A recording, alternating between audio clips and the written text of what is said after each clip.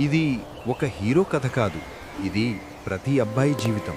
చిన్నప్పటి అమాయకత్వం నుంచి బాధ్యతల భారంతో పెద్దవాడయ్యే వరకు జరిగే ప్రయాణం.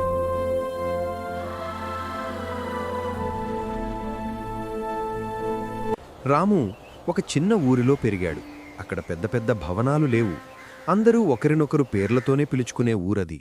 ప్రతిరోజూ ఉదయం రాము నిద్రలేచేది అమ్మ పిలుపుతోనే. రామూ, లేరా, స్కూల్కి ఆలస్యమవుతుంది. ఆ మాటలో గట్టితనముండదు, అమ్మ ప్రేమ మాత్రమే ఉంటుంది. రాము నిద్రలేచి కళ్లను రుద్దుకుంటూ బయటకు వస్తాడు.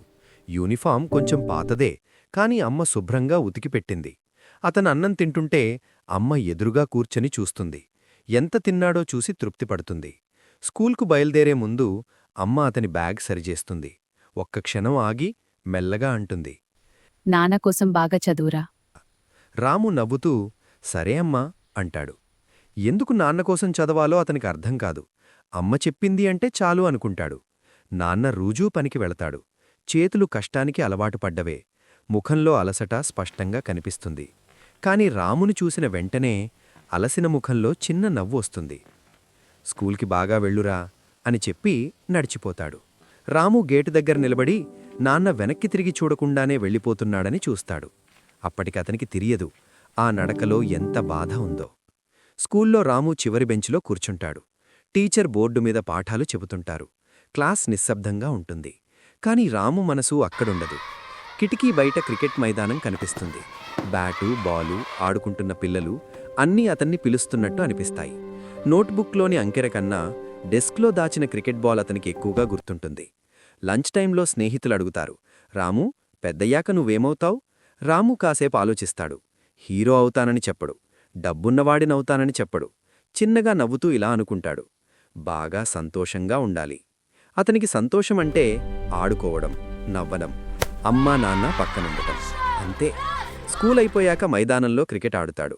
చెప్పులు లేకుండా బ్యాట్ పట్టుకొని బాల్ను గట్టిగా కొట్టినప్పుడు అందరూ చప్పట్లు కొడతారు.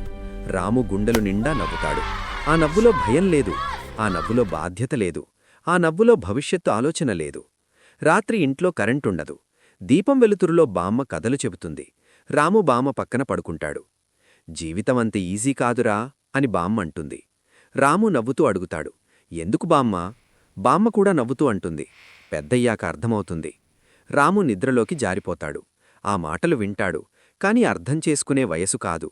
అతనికి జీవితమంటే స్కూలు, క్రికెటు, అమ్మ, నాన్న, బామ్మ, అంతే.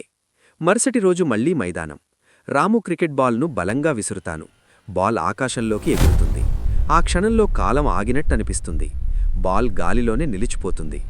మనసులో ఒక మాట వినిపించినట్టు, ఈరోజు రాముకు జీవితం ఒక ఆటలా ఉంటుంది. కాని ఈ బాల్ నేలపై పడే రోజున జీవితం మారిపోతుంది. చిన్నప్పుడు మనకి ఏమీ తెలియదు, కాని అదే రోజులు మన జీవితంలో అత్యంత అందమైనవిగా మిగిలిపోతాయి.